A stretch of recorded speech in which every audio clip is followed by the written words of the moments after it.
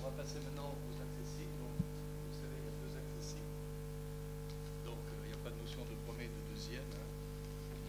Donc, par contre, au niveau de l'exposé, il y a un premier, on peut pas faire des exposés en parallèle, même si tous les sujets étaient en parallélisme.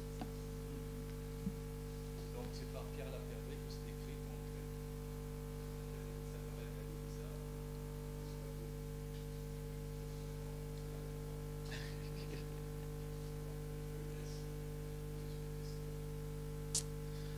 Donc bonjour à tous, donc je vais vous présenter aujourd'hui mes travaux de thèse que j'ai effectués voilà, à l'INSA-Rennes à l'IRISA. Donc je l'ai fait ça sous la direction de Benoît Baudry et de Gilles Dassavoine aussi à l'IRISA. Et donc ça parle de browser fingerprinting.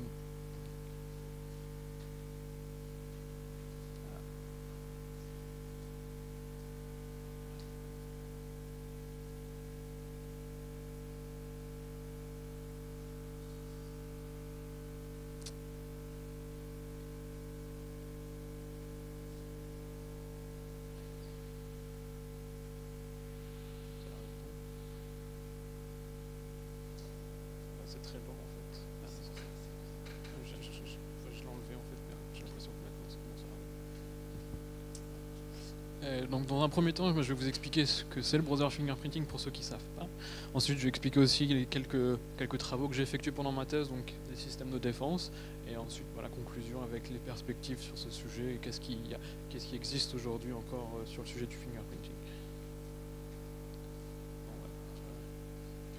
Donc voilà, donc aujourd'hui l'internet, voilà, tout le monde l'utilise, et donc quand on se connecte à un serveur aujourd'hui, c'est très simple. Notre navigateur va envoyer une requête, va demander au serveur de nous envoyer une page web. Un petit peu lent. Okay, c'est très lent. Et donc à ce niveau-là, le navigateur, quand il va recevoir la page web, il va interpréter le contenu de cette page et après va faire le rendu pour l'utilisateur. Donc en général, par exemple, le rendu ici, c'est quand tout se passe bien, tout est OK, la page s'affiche correctement. Et donc, si on revient maintenant en 1995, au début de l'Internet, on avait principalement deux navigateurs, ce qui était Netscape et Internet Explorer.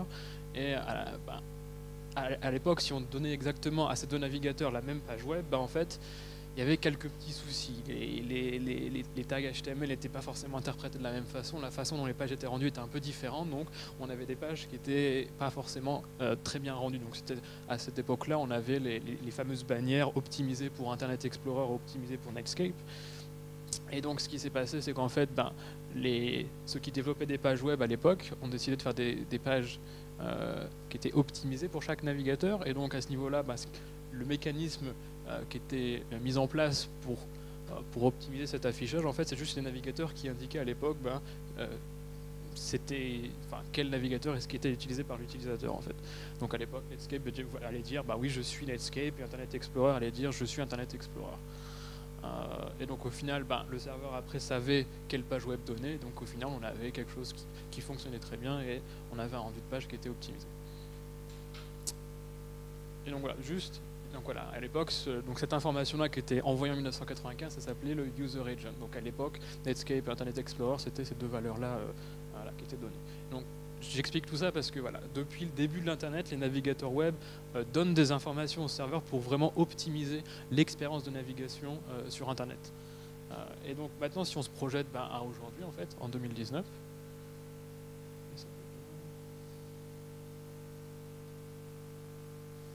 non mais c'est juste, ça prend du temps, il y a des animations, c'est pour ça. Et donc si on arrive maintenant en 2019, maintenant on peut utiliser n'importe quel appareil, un smartphone, une tablette, un ordinateur portable pour se connecter à Internet. On a aussi une très grande diversité de systèmes d'exploitation, donc Windows, Mac et aussi toutes les distributions Linux.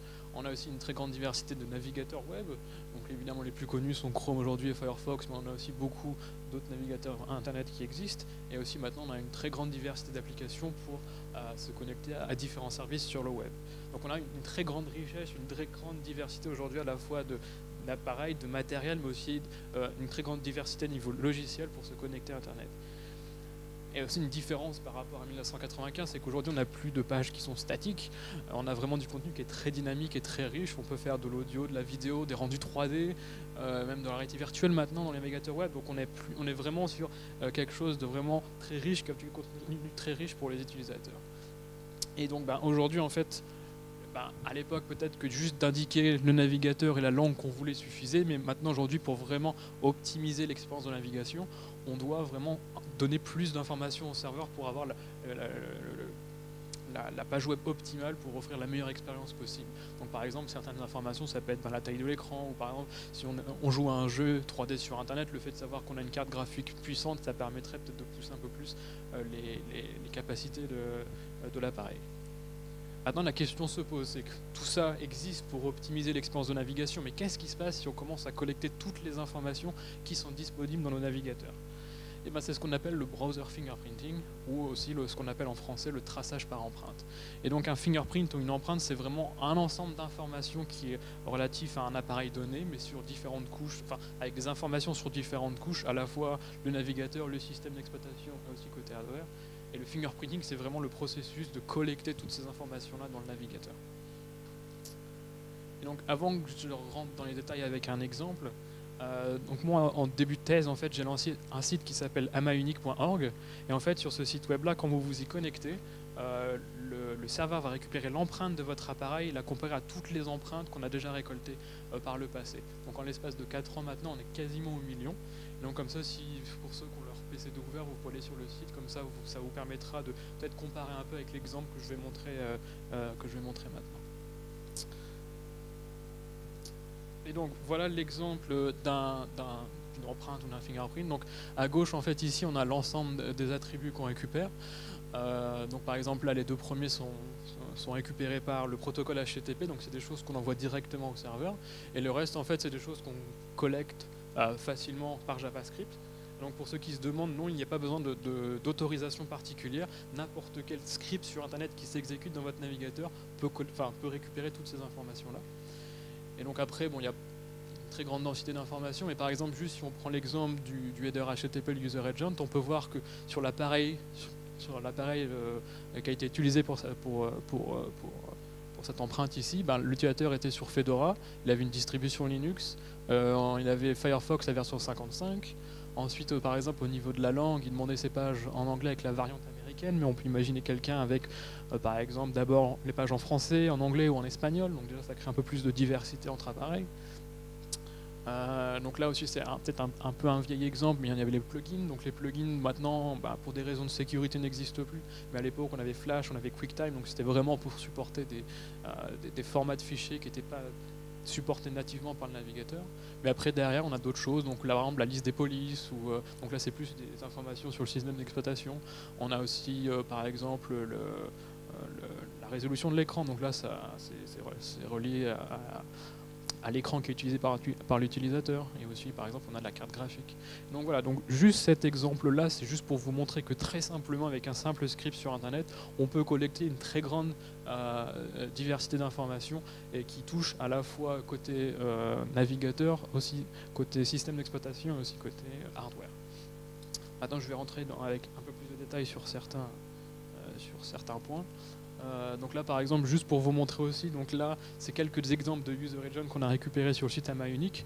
Donc là c'est vraiment, ce sont des user agents authentiques qui n'ont pas été modifiés. C'est parce que là je vais vous montrer après, juste après la slide d'après, qu'on peut modifier les informations. Mais en fait voilà, il y a beaucoup d'informations, mais si on arrive à déchiffrer, on peut voir par exemple ici, si quelqu'un était sous Windows, ça va être Windows 7 avec la version 34 de Firefox. Ici, il y a beaucoup d'informations aussi, mais apparemment on voit que c'est un iPhone avec Safari ici, donc c'est Safari sur iOS. On a aussi ici Firefox sur Android, mais voilà. Donc il y a beaucoup d'informations. En général, juste avec le User Agent, on a déjà des informations sur le système d'exploitation et le navigateur utilisé. Mais après aussi, vu que nous on a un site sur lequel les gens peuvent voir leur empreinte, il y a aussi pas mal d'utilisateurs qui se sont amusés à jouer avec leur navigateur et à modifier les informations qu'ils nous ont envoyées. Et donc on a récupéré par exemple des choses complètement aléatoires, des choses assez rigolotes. Voilà, donc on a récupéré ces informations-là, mais en fait voilà, il suffit juste d'aller dans la configuration de votre navigateur et vous pouvez très facilement changer les valeurs qui sont envoyées automatiquement par votre navigateur. un petit focus aussi que je veux faire sur ce qu'on appelle le canvas fingerprinting. Donc le canvas, en fait, c'est juste l'API Canvas dans le navigateur, c'est comme une grande planche à dessin. Vous pouvez dire à un navigateur de dessiner un rectangle ici, de faire un rendu de texte ici, mais voilà, on peut, n'importe quel script peut décider de l'utiliser pour dessiner n'importe quelle chose dans le navigateur.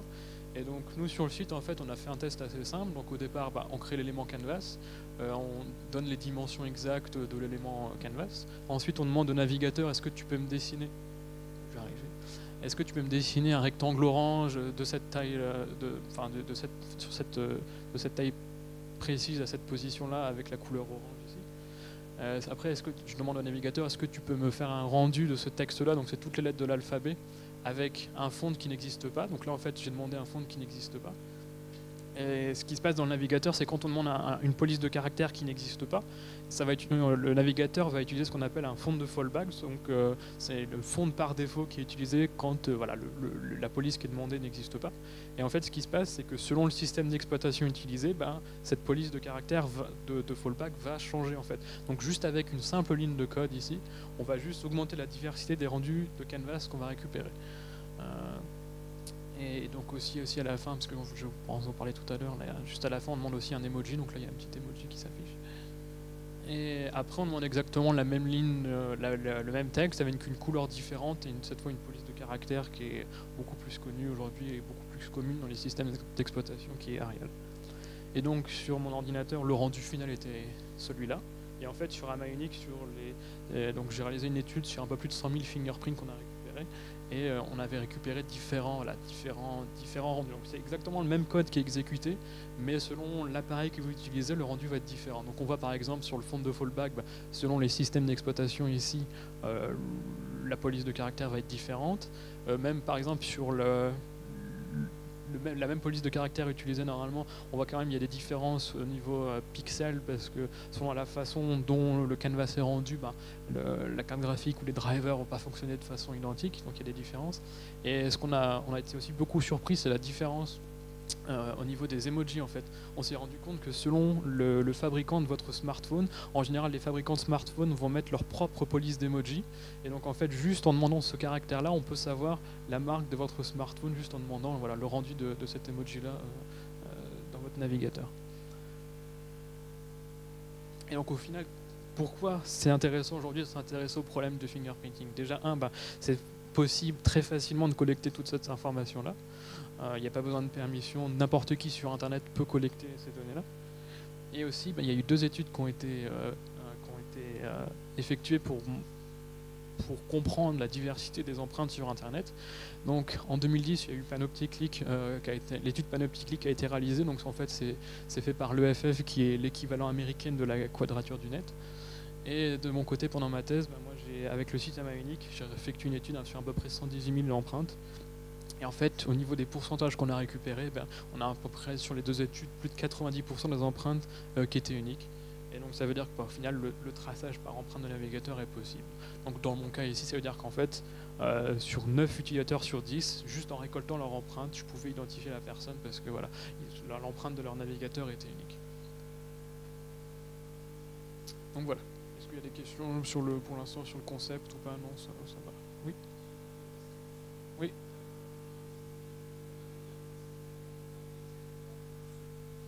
Oui, donc quelque chose que j'ai fait en fin de thèse et en début de postdoc de mon côté, c'est qu'on a eu un partenariat avec une entreprise pour récolter beaucoup plus de données, et on a eu des chiffres très différents, dans le sens où, en tout cas, sur la population qu'on a eue, on avait à peu près 30% d'empreintes qui étaient uniques, parce qu'on avait une population très différente. C'est vrai que, comme vous le faites remarquer, c'est que le site AmaUnic, sont en général des gens qui sont curieux sur le sujet, qui vont se rendre sur ce site-là, qui peuvent être curieux de leur vie privée ou de cette technique, et donc indirectement ça biaise déjà beaucoup les données qu'on a récupérées, mais c'est toujours un peu, on va dire, une question de recherche un peu ouverte de savoir à quel point aujourd'hui il est possible de tracer quelqu'un.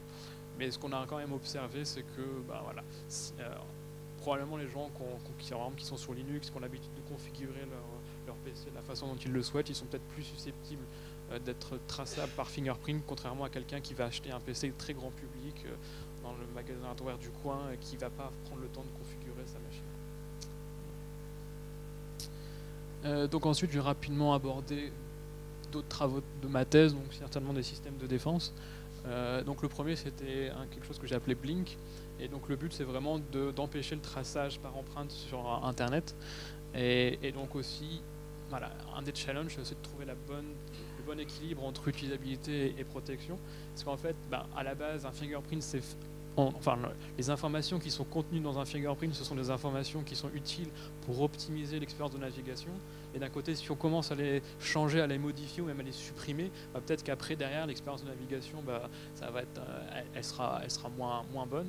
Donc déjà, nous, en designant une solution de défense, nous, ce qu'on veut, c'est de ne pas casser la navigation, que ça soit toujours agréable pour l'utilisateur et que tout fonctionne correctement. Un deuxième challenge, c'est aussi ne pas être détecté, parce qu'en fait, il y a eu plusieurs approches qui ont été publiées par le passé, et en général, des fois, sur certaines approches, il y a certains attributs qui sont modifiés, mais pas d'autres. Donc là, j'ai un exemple très simple, c'est que par exemple, en HTTP, le user engine t'indique qu'on est sous Windows, mais après, en JavaScript, on va récupérer la plateforme, et le navigateur nous indique qu'on est sous Linux. Donc là, ça va créer une différence qui devrait pas être là. Et donc en fait, en installant un système de défense, on va se rendre plus visible, parce qu'on va être un des seuls sur Internet à avoir une empreinte qui n'est pas censée exister dans la réalité. Donc voilà, donc il y a des petits soucis de ce côté-là. Et aussi, je voulais aussi quelque chose en développement qui fonctionne automatiquement pour augmenter le plus possible l'utilisabilité.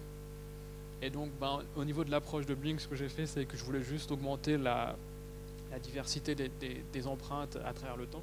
Donc par exemple, si vous n'utilisez pas Blink, votre empreinte va changer, mais de façon assez prévisible. Donc par exemple, tous les 6 semaines, il y a une nouvelle version majeure de Chrome ou de Firefox qui sortent.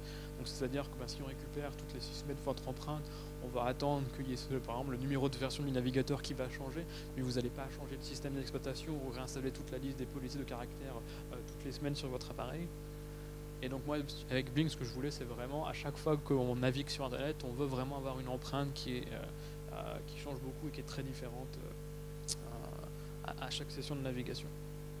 Et donc la façon dont je l'ai fait, c'est un système de reconfiguration de la plateforme en temps réel. Donc en fait, l'utilisateur, il a son propre système d'exploitation, son propre navigateur et ce que j'ai appelé user profile. Donc en général, ça peut être des paramètres de configuration ou ça peut être des mots de passe ou l'historique. Et à côté, moi, avec mon système Blink, on amène un réservoir de diversité.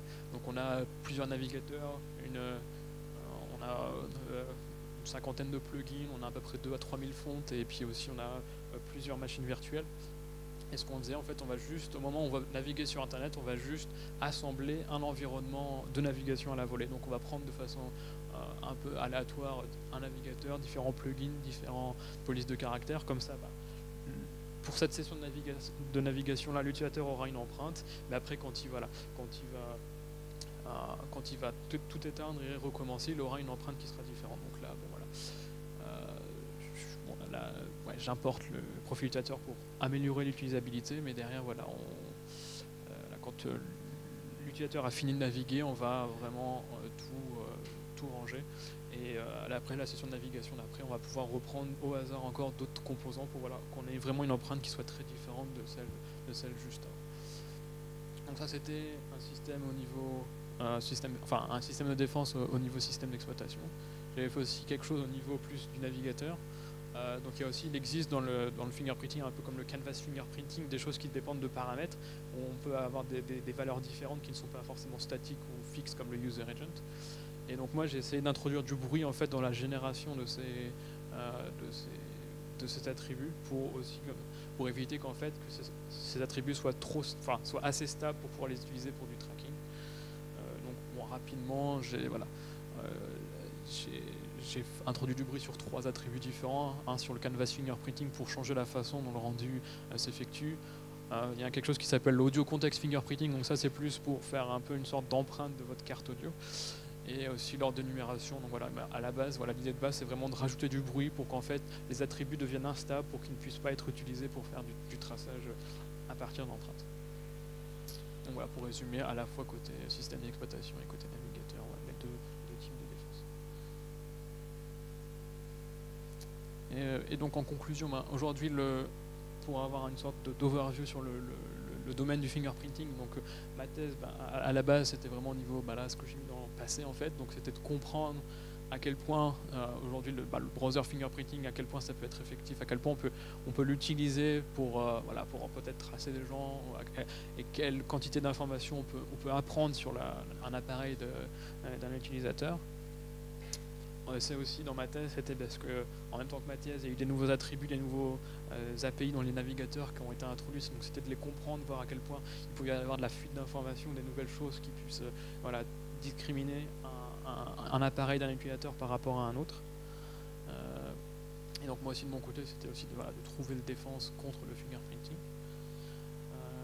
Aujourd'hui, c'est encore très flou exactement comment c'est utilisé, mais il y a beaucoup d'entreprises privées qui, donc là il y a plusieurs marques que vous ne connaissez pas forcément, mais leurs scripts sont sur beaucoup de pages sur Internet, et donc ces acteurs-là en fait utilisent le fingerprinting pour plus de sécurité. Donc c'est principalement par exemple pour essayer de contrer des bots sur Internet.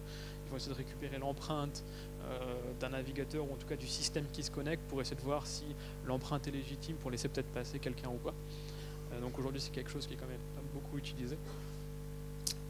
Il y a aussi aujourd'hui beaucoup d'efforts qui sont faits directement dans le navigateur. Donc du côté de Mozilla, de Tor et de Brave, en fait, il y a beaucoup d'efforts qui sont faits pour limiter au maximum la quantité d'informations qu'on peut apprendre sur un appareil. Donc ils vont essayer de limiter au maximum les différences qu'on peut observer entre utilisateurs. Et donc notamment Tor, en fait l'objectif de Tor c'est que vous utilisez un Tor sur Mac, sur Windows ou sur Linux, en fait, il y aura toujours la même empreinte qui va être essayée d'être montrée en fait, sur Internet. Donc en fait, je crois que si je ne me trompe pas, c'est une empreinte type Windows qui est montrée même si vous êtes sur Mac ou sur Linux en fait. Et aussi, avec ce que j'ai abordé il y a quelques minutes aussi, est-ce qu'il y a une très bonne question qu'il faut encore explorer, c'est est-ce que c'est vraiment à quel point, de tracer les utilisateurs à une très large échelle, est-ce que c'est possible? Et donc il y a un indice qui nous indique que non, mais peut-être dans certains cas que oui, donc c'est encore une question, voilà, il y a encore beaucoup de, voilà, il manque de réponse encore à cette question aujourd'hui.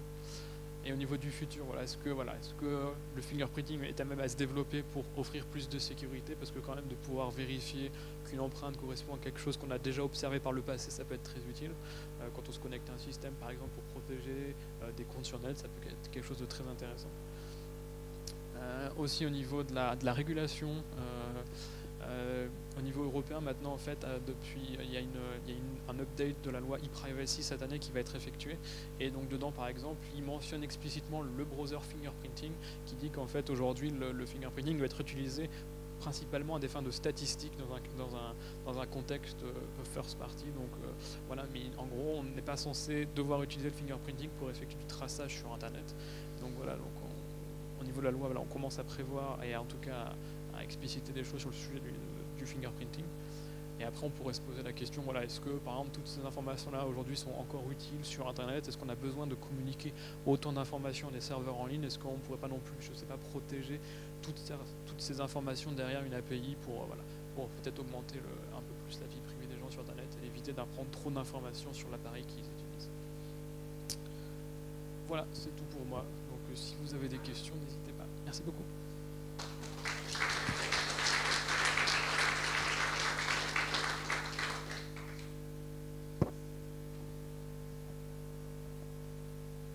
Oui.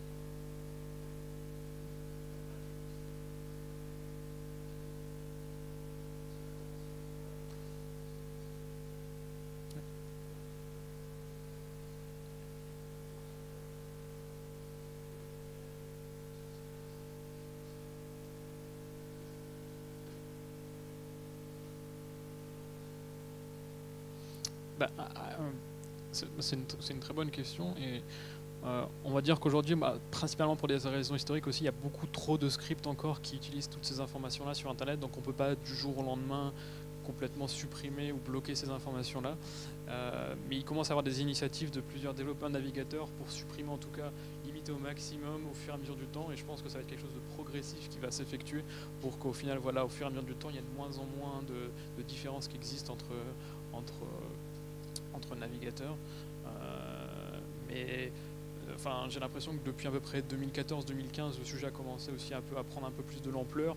Mais il y a, à part Mozilla, Brave et puis Tor de leur côté, il y a les autres acteurs du web n'ont pas forcément montré trop d'intérêt de leur côté d'essayer de complètement, de contrôler la situation et de faire quelque chose d'autre. Parce que par exemple, demain, si Google décide probablement de faire quelque chose là-dessus, vu qu'ils ont la majorité de leur part de marché avec Chrome, bah, peut-être qu'ils pourraient faire quelque chose qui aurait vraiment de l'impact. Mais pour l'instant, il n'y a pas eu de manifestation des développeurs de navigateurs pour faire quelque chose vraiment pour vraiment changer la situation aujourd'hui.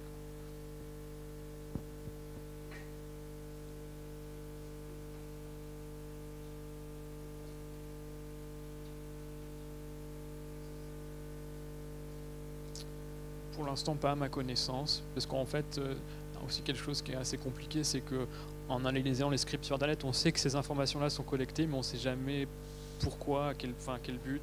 On sait pas vraiment en fait jusqu'où en fait ces informations-là sont utilisées, à quelle fin. Donc, il n'y a pas, à ma connaissance, il n'y a pas eu encore de plainte sur la collecte de fingerprints aujourd'hui. Oui.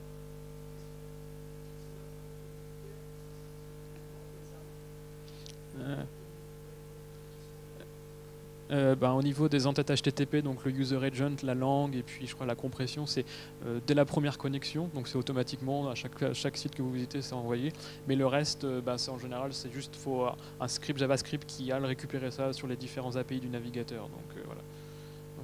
Donc on va dire que au niveau de mon tableau que j'ai montré, les deux premiers c'est automatique, le reste il faut aller quand même les chercher. Donc on peut, par exemple, si vous désactivez JavaScript, les serveurs n'auraient pas accès à ces informations-là.